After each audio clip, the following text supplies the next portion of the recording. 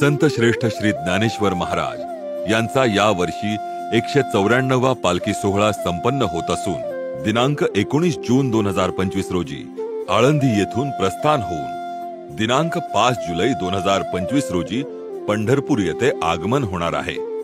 या पालखी सोहळ्याच्या अनुषंगाने दिंडीमधील व अत्यावश्यक सेवेतील वाहने वगळता पिंपरी चिंचवड आयुक्तालय हद्दीमध्ये पुढील प्रमाणे वाहतूक बदलाचे नियोजन करण्यात येत आहे।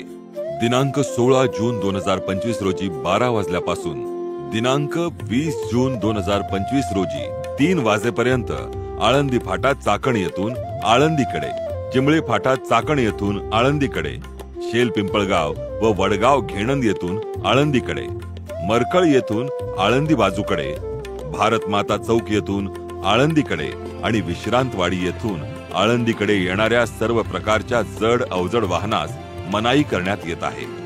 दिनांक 16 जून 2025 रोजी 12 वाजल्यापासून दिनांक 20 जून 2025 रोजी 3 वाजेपर्यंत चरोली फाटा चौक येथून आळंदीकडे, डुडुळगाव जकात नाका येथून आळंदीकडे, केळगाव चौक म्हणजेच बापदेव चौक येथून आळंदीकडे, इंद्रायणी हॉस्पिटल येथून आळंदीकडे, विश्रांतवड येथून आळंदीकडे, 40 फुटी कॉर्नर चौक येथून आळंदीकडे, धानोरी फाटा म्हणजेच PCS चौक येथून आळंदीकडे आणि देहू फाटा येथून आळंदीकडे येणाऱ्या सर्व प्रकारच्या वाहनांना मनाई करण्यात येत आहे।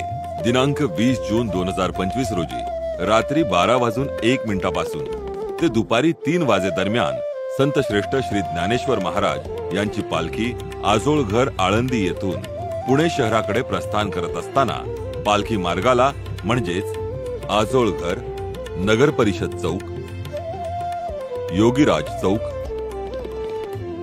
देहू फाटा, चरोली फाटा, अलंकापुरम चौक, थोरल्या पादुका येथील विसावा, मॅगझिन चौक येथील विसावा,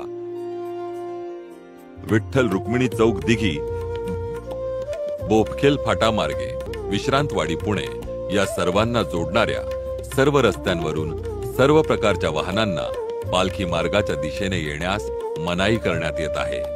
आषाढी वारी करता येणाऱ्या वारकऱ्यांच्या तसेच भाविकांच्या वाहनांकरिता पार्किंगची व्यवस्था पुढील प्रमाणे आहे।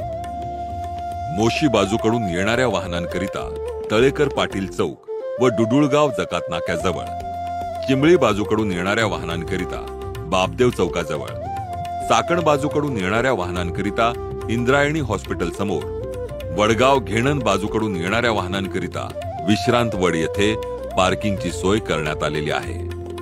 उपरोक्त वाहतूक बदलाच्या सविस्तर माहितीसाठी खालील नमूद संकेतस्थळाला भेट द्यावी। आपल्या सर्वांना आनंदी आणि सुरक्षित वारीसाठी शुभेच्छा। धन्यवाद।